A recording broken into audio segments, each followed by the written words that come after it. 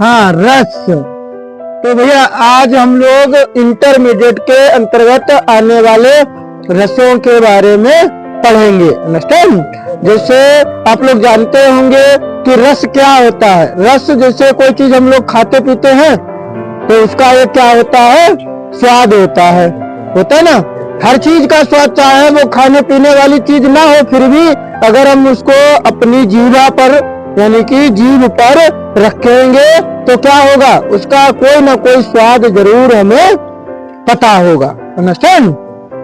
ठीक वैसे ही अब हम जीभ से किताब तो चाटते नहीं है कि जो किताब चाट कर पता चले जो कविता खट्टी है या मीठी है, लेकिन इस को हम किसके माध्यम से, अपनी जो ज्ञानेंद्रियां हैं उन अर्थात उनसे पढ़कर समझकर क्या करते हैं, कविता का सार समझते हैं कि ये दुखमयी कविता है या भाई सुखमयी कविता है, यानी कि ये ट्रेजेडी है या कॉमेडी है। अंडरस्टैंड? तो ये जो हमें भाव प्राप्त होता है यही क्या कहलाता है, साहित्यिक रस कहलाता है। अंडरस्टैंड? तो अब हम आपको बताएंगे कि रस क्या है। पहले तो परिभाषा के तौर पर रस की परिभाषा जान लेते हैं।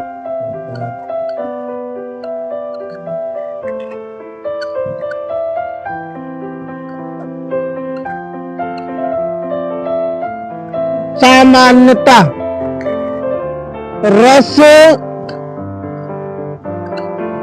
उस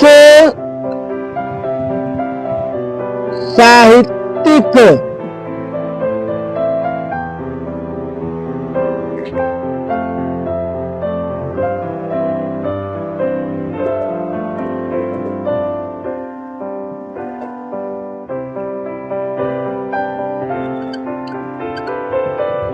अवस्था को कहते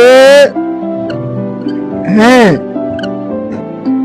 भैया ये आपकी परिभाषा ये भी आ सकती है, रस किसे कहते हैं, तो इसीलिए इसको भी समझ लीजिएगा। सामान्यता रस उस साहित्य अवस्था को कहते हैं जिसके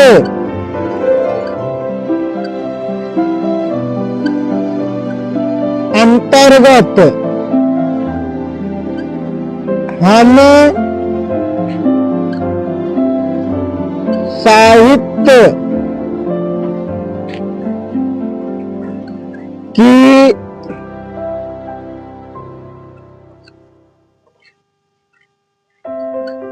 अवस्था अर्थात उसका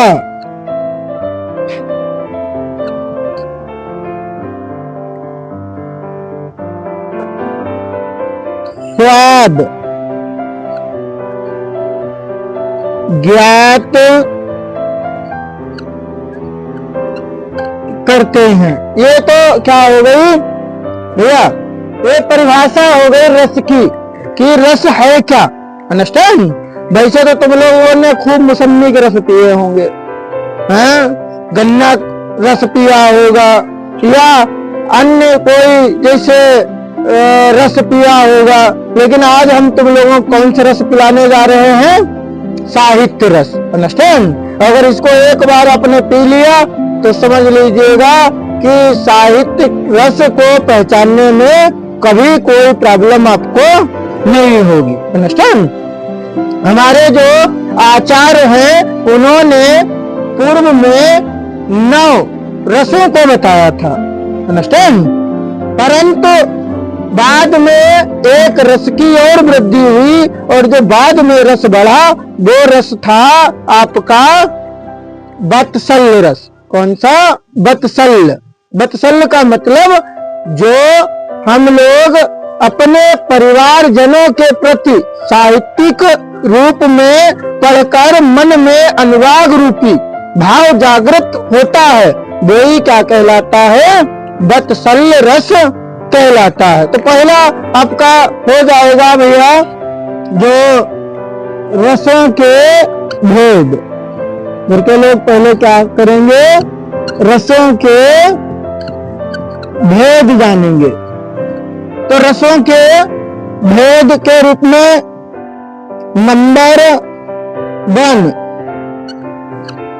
श्रृंगार रस। कौन सा? श्रृंगार रस। नंबर 2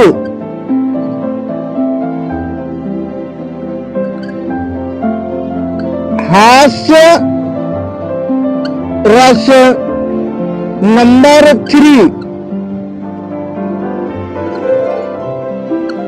करुण रस। नंबर 4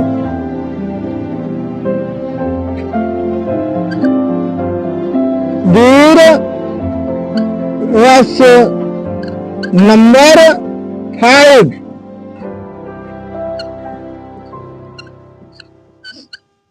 रौद्र रस। नंबर 6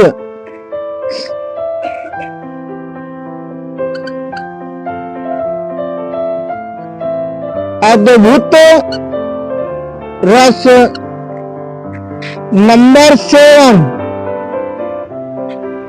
आपका होता है विभत्स रस। नंबर 8 नंबर 8 पर आता है आपका, जिसे घर के लोग कहते हैं शांत रस। और नंबर 9 पर